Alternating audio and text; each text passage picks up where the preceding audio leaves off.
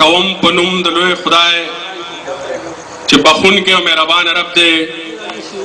ډېرو عزتمندو قدرمندو مشرانو امزو لرونو باشعوره او نرانو پښتنو ستړي مه شئ، په خیر رالی، هر کله راشئ.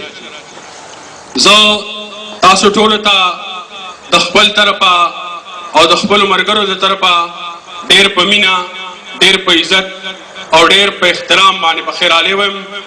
او ستاسو د ټولو د طرفه او د یوې د ټولو پښتنو د طرفه، د هغه ټولو پښتنو د طرفه چې په پښتو او پښتونولۍ باندې مین دي، د هغوی د طرفه خپل ډېر خوږ او ګران مشر، ډېر ښه شاعر د دې دور، د نظم، د غزل، د سندرې نماینده شاعر، چا چې خپل ټول ژوند پښتو ادب ته، پښتو ژبې ته، پښتو پښتونولۍ قومي تحریک ته وربخلی دی، هغه ته ډېر په مینه، ډېر په عزت، ډېر په احترام سره د ملګرو په خیر رالی وم.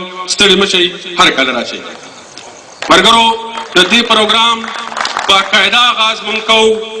د دې ننني تقریب، د دې ننني پروګرام د صدارت لپاره مونږ د یو داسې مشر، د یو داسې پښتون نوم غوره کړی دی چا چې د تېرو 25 کالو راسي په دې متحده عرب اماراتو کې د پښتو او د پښتونولۍ ډېر په نره خدمت کړی دی.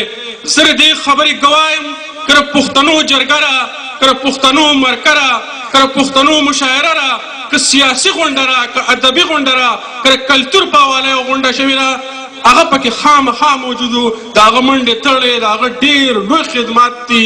زه ډېر په مینه، ډېر په عزت، ډېر په احترام باندې خپل ډېر خوږ ګران مشر د ثوابای حکیم خان لالا له بلنه ورکوم چې راشي د دې دروند او تاریخي پروګرام صدارت وکړي.